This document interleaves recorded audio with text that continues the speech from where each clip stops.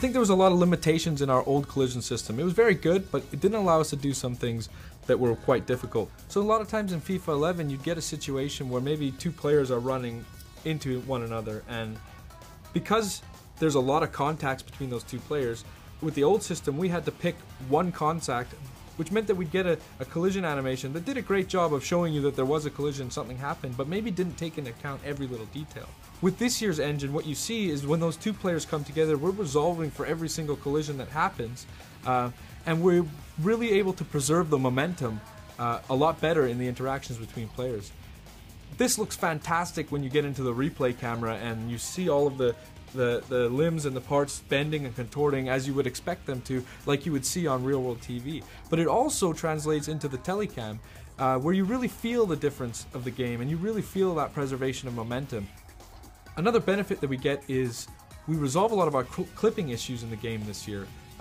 In last year's system, we didn't actually account for arm collisions at all, and you couldn't really tell in the telecam, but if you went into replay, you would notice that arms could sometimes clip through a shoulder or clip through a back of your opponents. Well, this year we're resolving every single collision on every single limb of the players when they interact, and the results are quite astounding.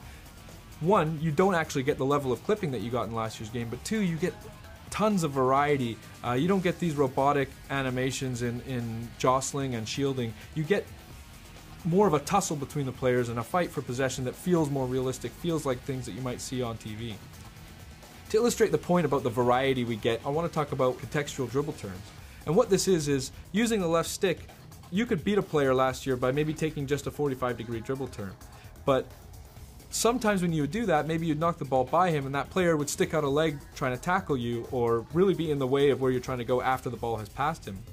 So when you add this year's engine on top of the contextual dribble turns, what you get is realistic behaviors, realistic things that you would see on television happening in the game. Like for instance, a player knocking the ball by a defender, he sticks out a leg to tackle and the dribbler tries to jump out of the way, but he gets caught and he goes down. But the way he's trying to jump out of the tackle and the way that his legs bend because he's been caught, it creates another level of variety that we just wouldn't have had in the game last year. Further to that, what you can see now is sometimes a dribbler will knock the ball by a defender using one of these dribble turns, jump out of the way and gets caught, but just slightly, so he takes a small knock. And what you get is a little bit more of resilience from the player to take those small knocks and able to continue on and go after the ball. Now players like Messi can skip through those challenges, take a knock, bounce off of a tackle, and still continue on to really pursue the ball and continue the flow of the game. And it makes for a much more exciting experience, especially when you're on the ball with those good dribblers.